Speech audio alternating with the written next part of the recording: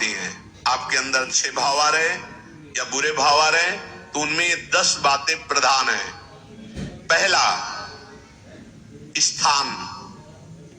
आप कहां बैठे हैं, कहां रह रहे हैं, किस जगह खड़े हैं, आपको स्थान देख करके ही बर्ताव में उतरना है। जैसे मदिरालय है, आप वहां खड़े होंगे तो तमोगुण अपने आप बढ़ने लगेगा, आसुरी प्रवृत्ति बढ़ने लगेगी।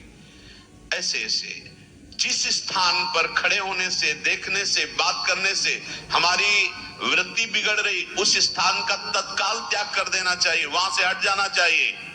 पहला है स्थान। अब हमारा ये स्थान भजन वृत्ति बढ़ाएगा। उस व्यक्ति का घर जिसके पास जाने से वासनाएं बढ़ रही, उस स्थान में जहां दृश्य देखने से हमारे अंदर गंदी बातें आ रही, पहला है स्थान। दूसरा है अन्न। बहुत बड़ा प्रभाव अन्न का होता है। अगर अधर्म के द्वारा कमाया हुआ अन्न है तो बुद्धि अधर्म में ही लगेगी। यदि भोजन पकाते समय, रसोई रांधते समय आप विकारात्मक चिंतन कर रहे हैं तो कोई भी प्रसाद पाए उसके अंदर विकार जागृत हो जाएगा। अन्न का बहुत बड़ा प्रभाव पड़ता है। एक बार पूज्य पादुड़िया बाबा जी महाराज अपने परिकर के साथ भ्रमण में थे तो किसी बड़े धनी मानी ने निमंत्रण दिया, महाराज आज यहीं रुको। तो बाबा ने कहा हम लोग गांव के अंदर नहीं रुकते, तो बाहर कोई वृक्षों का समुदाय, जंगल जैसा, तो उसमें वहां रुके, पर भोजन उनकी तरफ से, भोजन सबने पाया। जब सुबह हुआ तो महात्मा जन, साधक जन एक दूसरे की तरफ देखे और बोले आज तो हमको बड़ा दोष हुआ, गंदा स्वप्न आया और हमारा संयम बिगड़ गया। बोले ये तो हमको भी हुआ, जितने थे सबको हुआ।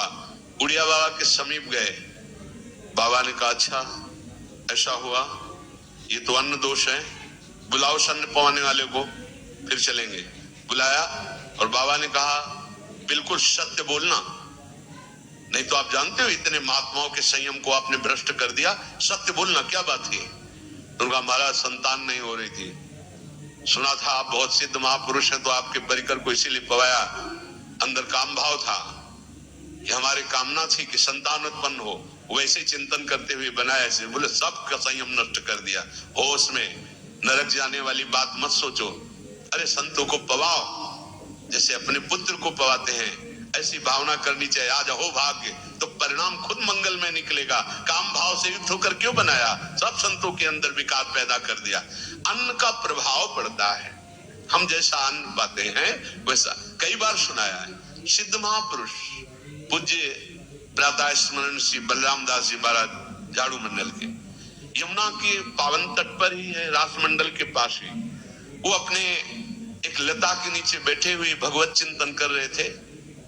अचानक यमुना जिस नजदीक है तो कोई माई स्नान किए हुए निकली तो नेत्रों ने देखा और विकार उत्पन्न हो गया।